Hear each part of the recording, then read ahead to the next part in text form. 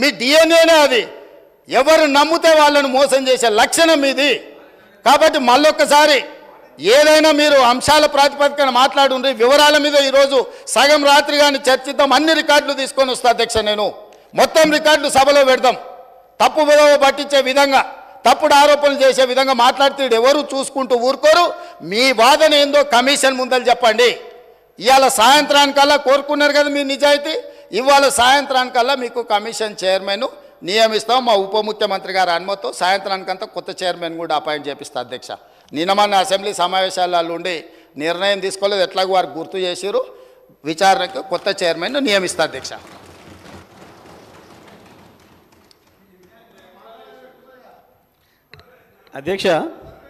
అధ్యక్ష ఇప్పుడు వారు మాట్లాడేదానికి ప్రత్యక్షానికి నేను మాట్లాడతా. ఈ సమయాన్ని నా జనరల్ సమయాన్ని తీసేయండి. ఇక ఆయన ఉక్రోషమేందో నా ఉక్రోషమేందో ప్రజలు చూసిరు వాళ్ళ రాష్ట్రంలో. ఎందుకు అంతగానో ఆవేశపడ్డాడో, ఎందుకు మళ్ళీ జైలు జీవితం గుర్తు చేసుకుంటున్నాడో.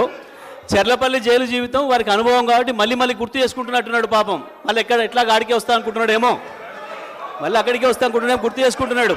అధ్యక్ష, మా జ్ఞాపకాలు మాకుంటాయి, వారి జ్ఞాపకాలు మాకుంటాయి. నాకు కూడా చెంచల్గూడ జైలు గుర్తుంది అధ్యక్ష. నాకు కూడా మీరు ఆగురిగా నేను చెప్తా కానీ వాళ్ళందరికీ నాకు కూడా చెంచల్గూడ గుర్తుంది అధ్యక్ష. ఎందుకంటే తెలంగాణ ఉద్యమం కొరకు జైలు పోయిన అనుభవాలు. ఆయనకు చెర్లపల్లె గుర్తుంటుంది అధ్యక్ష. ఆయనకు అదే గుర్తుంటుంది అధ్యక్ష. పాపం మళ్ళీ యాద్ చేసుకుంటున్నాడు అధ్యక్ష. ఎంత క్రోషంగా మాట్లాడిండు. కూర్చోరాదు ఎందుకు అధ్యక్ష వారు గొప్పలు చెప్తారు. సూర్యాపేట రైస్ మిల్లులో దొంగతనం చేస్తే సూర్యాపేట మిల్లర్స్ పట్టుకొని సూర్యాపేట రైస్ మిల్లులో ఎవరిని చెట్టుకు కట్టేసిరో కూడా సూర్యాపేటలో చిన్న పిల్లగాన్ని నిక్కరేసుకున్న పిల్లగాన్ని అడిగినా చెప్తారు అధ్యక్ష.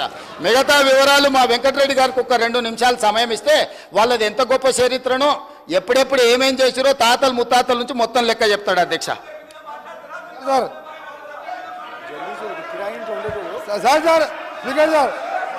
ఒకటి సార్